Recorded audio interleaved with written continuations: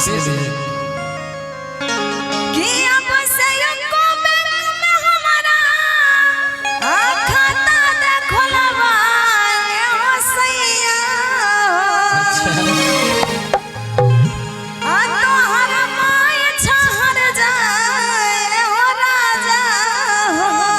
सुनो ना बोला कि कुछ दिन आरो धीरज धारा हे बउआ के माई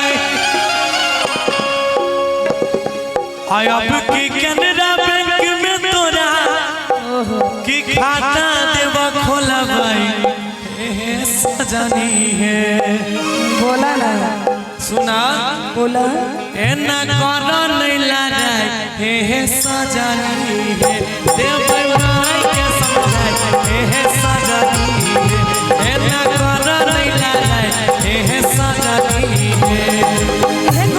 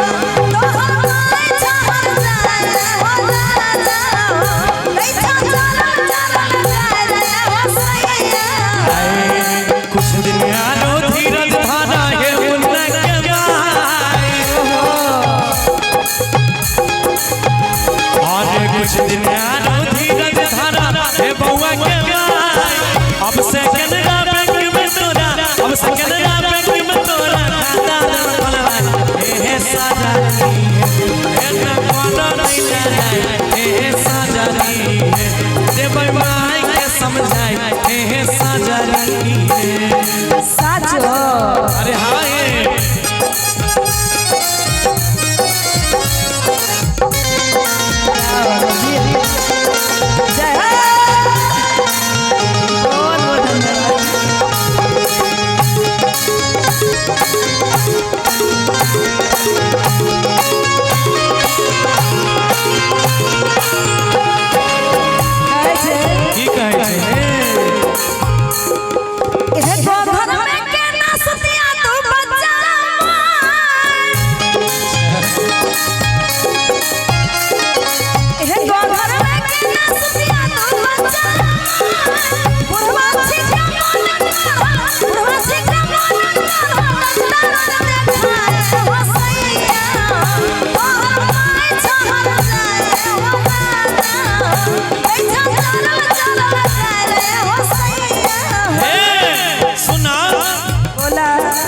छोटा भाई के देबै हम काल खन समझाई सच में तब की छोटा भाई के देबै हम काल समझाई तब तक तू धैर्य धरा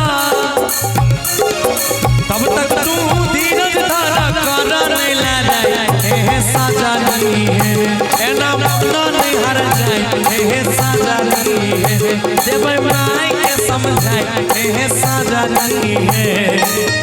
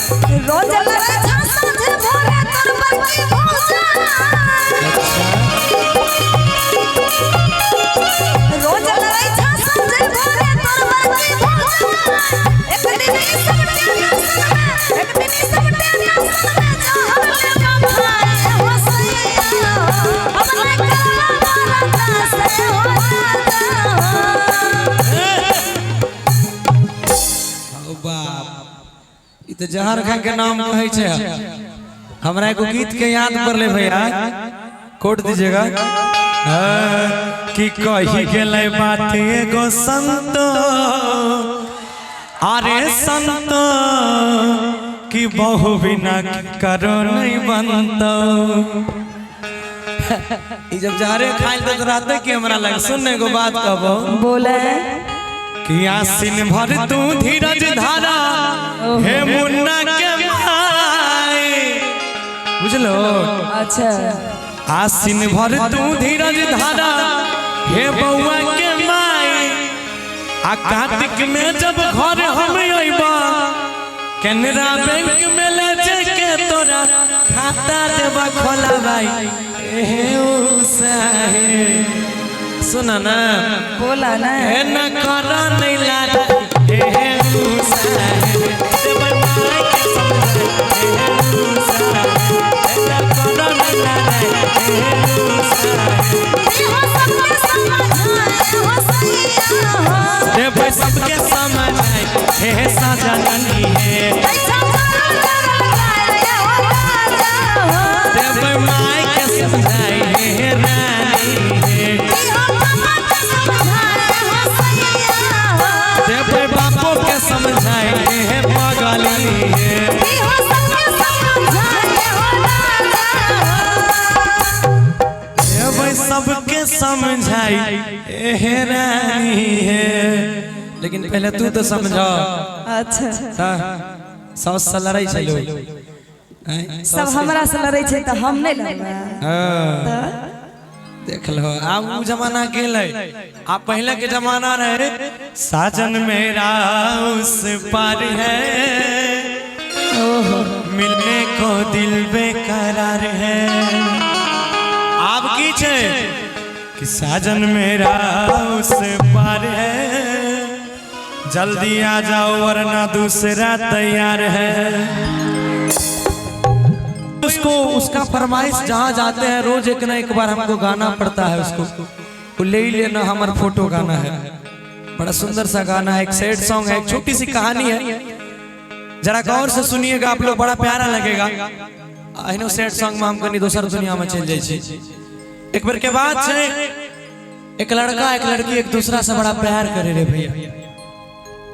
एक ही गांव में दोनों रहले एक ही साथ पढ़ल के लिखल के बर भेले।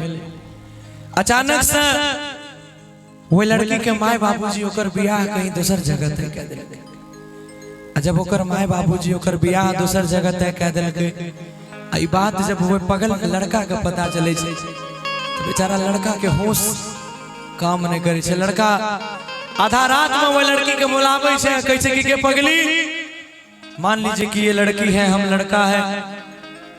आधा रात में लड़का कहै छै वो लड़की से के पगली कि जब तू ही हमारा दुनिया में नहीं रहबी तो हम तोहर संसार में रह के की करब। तू तो अपना पिया जी के अपना सैया जी के कोरा में अपनी जिंदगी गुजारबेगी।